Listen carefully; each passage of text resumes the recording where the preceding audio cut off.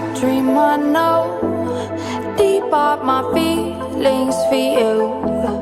Watch. Hello reality viewers, welcome back again to Reality Latest Gist, the home of news and politics. For this channel, we dey drop news every day and we dey react to every videos wey comes our way. And na reality news na we dey drop for this channel, and we dey also dey talk am as e be. If today na the first time we say you dey come across this channel, you are highly welcome. Thank you so much for stopping by. And if you are returning subscribers, I appreciate all of una for una massive support to this channel. I say may God bless all of una in Jesus name, amen. I get video wey I wan present to una this very moment, and I go dey follow una dey watch the video. After we don watch am together, make we drop our opinion constructively for the comment section. Like our videos and also share our videos if possible. Bye for now. So some time we've been expressing difficulty having accessing our clients. Few weeks ago, our lawyers we are kind of terrified and embarrassed. We are kind of stiff necked in the course of during the visit to our client. So I'm saying this with every sense of honesty and sincerity. Lawyers, we are subjected to inhuman treatment. They were searched as if they were searching criminals with incriminating object or substance. They were not allowed to move into usual convenient conventional way you just assist our client. They were asked to remove their shoes. They were subjected to all forms of frisking and search. They were asked to remove their watch, their belts, their wristwatch, their bangles, then their ties too. So these are they were asked to remove right inside the offices. So, and at the point of now trekking to where you are supposed to meet our client, people, the onlookers will see you as people who are being investigated. We see as common criminals who are usually brought in to our department for investigation. So this treatment has been ongoing, at least for 3 consecutive times we visited. So before the last visit of Thursday, our partner from US came, Bruce Fenn came. So, and of course, we have taken it a step further by notifying the DSS about the persons who are coming to visit before time, each time we're going to visit, because that actually is not part of the order of court. But we are doing that to make sure that we have records, and also they have record of people who are coming to visit him. So we notify them at least 48 hours or thereabout before the date of visit. So we've done it. We did it in the case of Bruce Fenn, that we notified him, the authority that are coming there with, is coming there with me to visit the client, his clients, whom he has been representing in US. So only for us, and also I want him to use that opportunity to also observe what we are passing through in the hands of the service. Which apparently suggests in the circumstance that our client will not get a fair trial in the trial. So otherwise, unless it's removed from that department. So though we have an application before the court for him to be taken to a conventional place where we have access to him, prepare for his trial, and also proceed in court. So, but on Thursday, we are there, and in line with the protocols, they were informed that we are around to see our client. Only for after a few minutes, somebody came to see us panting. Obviously, it was apprehensive of the fact that they are scouting for excuse to give us. So all written over him.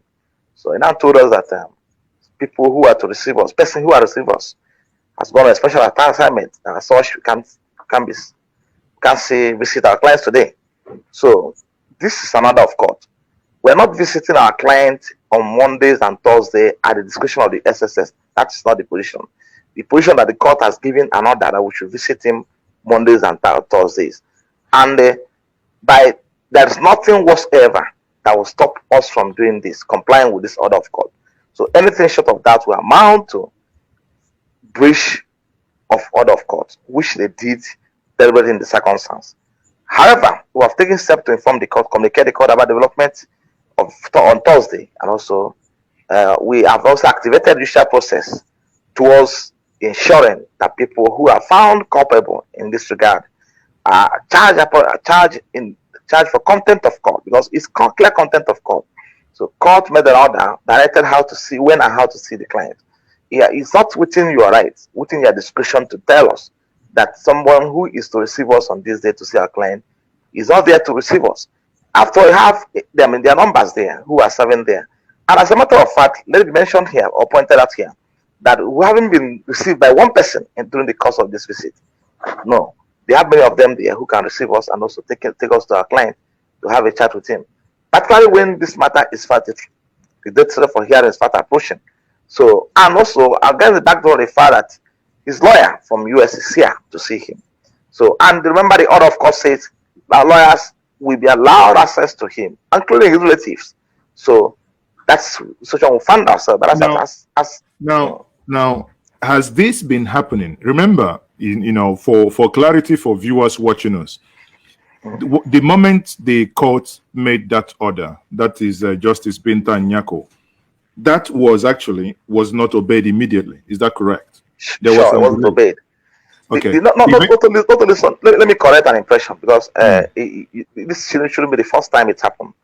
The court made an order on a Monday, being 26th of July, 2021. They're stipulating the manner in which to be seen we visit our client. So, and parties were there. When I'm talking about parties, I mean lawyers for the federal government, lawyers for the defendant, and also representatives of the SSS were also there when the guideline was agreed upon. The court proceeded to even write something, scribble something down and give him. So I cannot say that we are not informed. Now, on Thursday was the date we went for visit. Thursday should be apparently 29th, right? 29th of July. We went for visit. On that day, we are turned back. We are asked to go and fight officially to the DGSSS. So, and we didn't hesitate in approaching court. Why were you turned back? Is it that the DSS was not aware that the court made that order, or that they have actually that they are above the law? In all fairness to them, the personnel of the DSS, I mean, in this case, the legal permit, confirmed to us on that day that they were aware of this order of court. They confirmed to us they were aware. But as it stands now, we should go back and formally write to the DHSS. I said, okay, if you are aware of this order of court, why do you expect us now to write again? You said you were informed, you were briefed about what the court said on the guideline for visiting our client.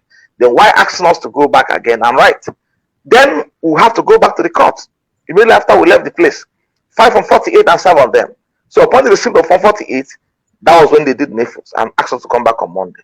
So we decided to suspend the process since they've asked us to come back on Monday to visit our client. So now, of what happened on Thursday now has activated the entire process, which we are also on it now. Is there anything that happened in between the time you've been visiting your client that would warrant? Because anybody watching now will think, this is entirely unacceptable for something like this to happen, that lawyers will now be stripped down like criminals being taken into prison before they could go see their client. Was there anything that suggests that there could be an incident that happened that may have warranted this level of treatment to lawyers? I can confirm to you now, Mazi, that nothing whatsoever has happened. Now, for the records, from the first day we started visiting our client till they introduced the style of treating us like criminals before seeing him, we are usually being subjected to search. Of course, they will search us before having a meeting, seeing him. They will search us. They will ask us to look at, check our pockets, search us roundly. But we're not complaining about it. It's normal protocol. We're not worried about the fact that they're searching us. Even the search has been on before. In this meeting, the DS officers, are they normally around when these meetings occur, or they just leave you guys in a room? No. They will search us first of all. They will make sure we're okay. They will search everything in our what we're wearing. When we are wearing shoes, they will make sure we'll search your clothes, search your trousers and everything, which is normal. And allow us, it's a lawyer-client discussion. It shouldn't be there. And allow us to have a discussion with him as to the strategies we're adopting in his case. It shouldn't be there. Without going to a small room, whether that room is we're going to a small room and have a meeting with him, simple, nothing more. And they've not at any point in time found in us any form of object, either paper or anything suggesting that we have compromised the security of the place. Not whatsoever. They've been regularly subjected us to searching. Normally, and we're not complaining. You've not had anybody of us complain about that because it's normal. But asking us to remove our slippers, remove our shoes, ties, our wristwatch, and reduce us to the rank of criminals. It's what we find intolerable and unacceptable as lawyers. So we've not seen this before. We've not witnessed this before, and I don't think it should be the height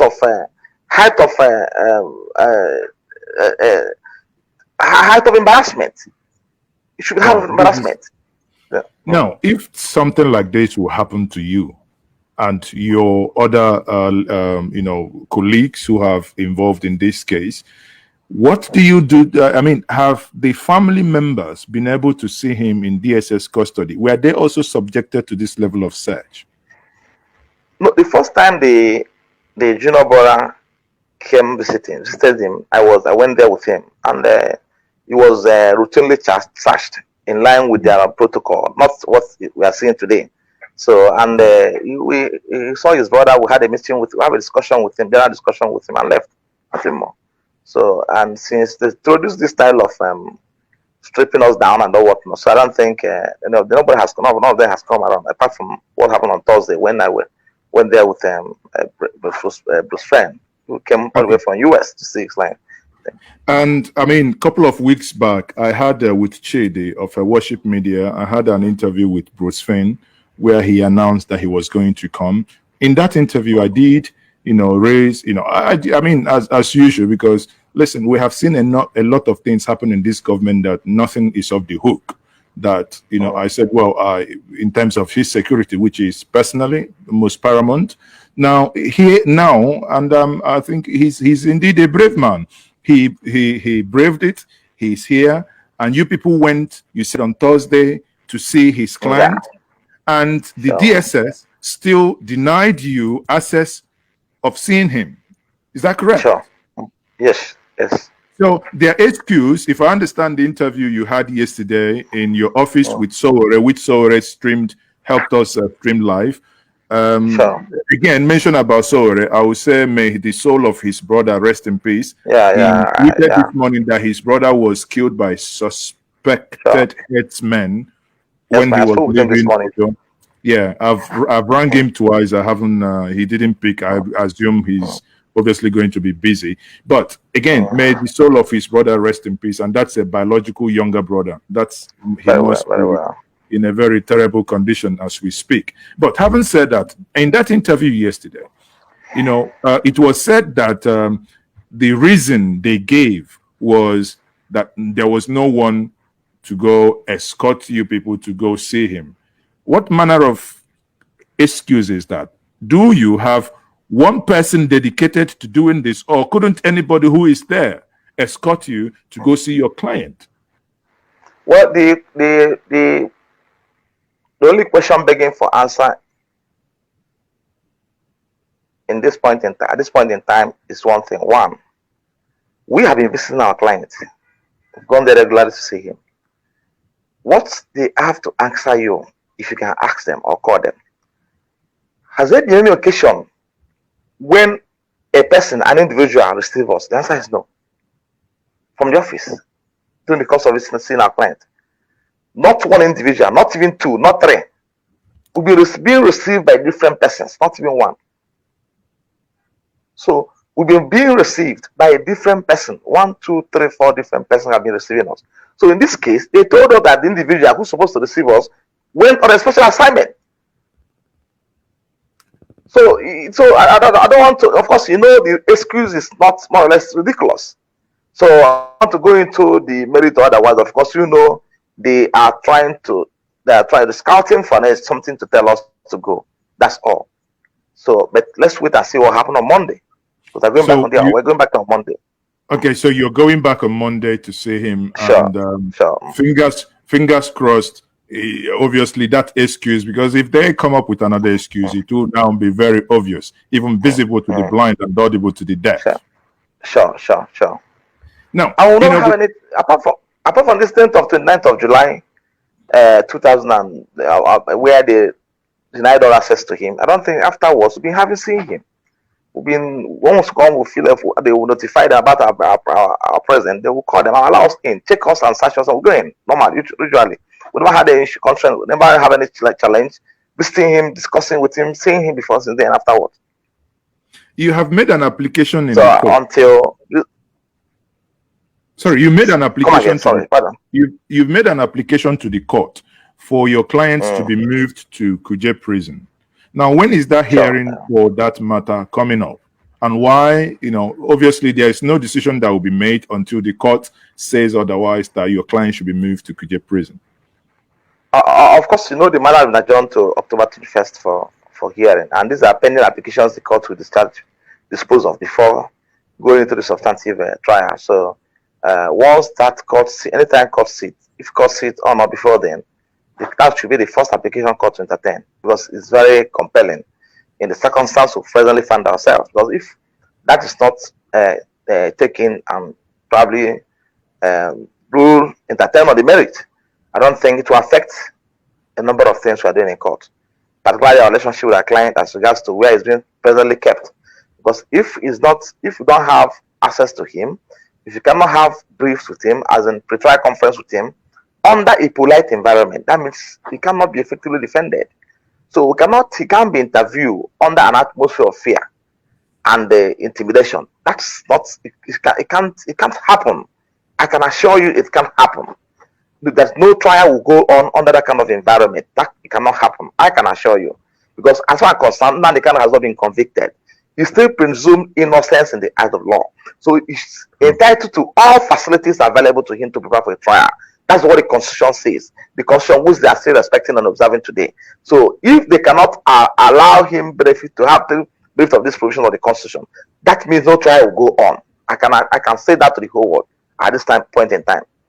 Okay, so but before I allow you go, I know you are very busy. I know that other things, as you told me, that is happening around you. But before I allow you go, it would be unfair to have the privilege of bringing on this platform, and without you telling millions of people watching and those that were watching after this program, what is the state of health and state of mind of your client?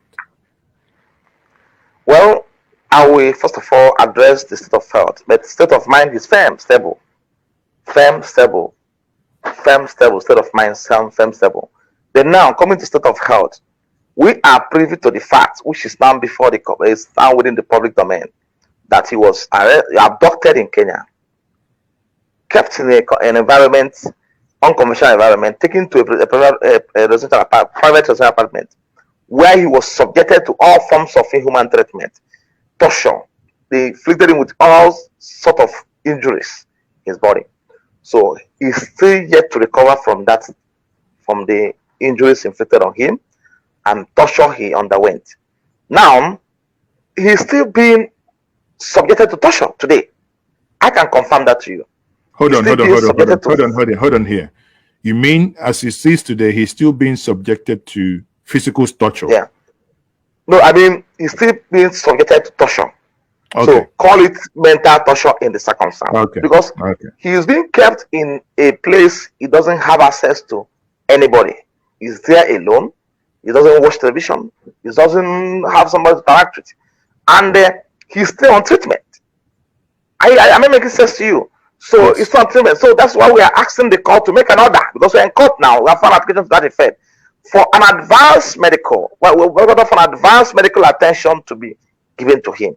We want experts to come and thoroughly examine him and understand what actually happened to this man, because we need to know. So we shouldn't rely on the record. We shouldn't rely on the medical record being given to us by the DSS. No, the answer is no. We need an independent medical expert to give him attention, overhaul him medically. Then let us know the state of his health. Well, somebody may be sick, you will not know. You'll be looking at him and be chatting with him, you tell you everything is okay, you may not know. Until when independent person now go through him and also examine him professionally, the person will now have probably a different view about his medical state of health. I would mean. So that's application before the court now. So sorry, go ahead. Conclude your thought. I mean, the application is before the court now. It's part of the occasion we have before the court, awaiting the court for announcement on that. So because we want that to be done like yesterday. We want that to be done like yesterday. We want a medical expert. He has a number of experts who are managing him before he was abducted. So at least one person should be allowed to have access to him and examine him. Let's have the medical history of what happened to him. This man really died in the hands of people, criminals that abducted him. And it's worth saying that he's still being subjected to an environment that exposes him to dangers. So these are things we should understand. And until when an independent person, medical expert, examine him, who can now confirm to the world that Nnamdi is perfectly healthy and healthy. I would mean now. So I perfectly understand, but again, health, they say, is wealth. If I understand the application you have made, which is standard, and that should be done. He should be moved to facility where he should have unfettered access. But before, because obviously we are still in Nigeria, we everything haven't started working the way they ought to. Now, if bearing all these things in mind, is it not possible to have these medical experts, even it means going into the DSS facility as of today, and do these things you are still, or if there are any concern, hopefully it's not going to be late until the court decide he comes into prison before they can come in. So can't this be done now rather than later?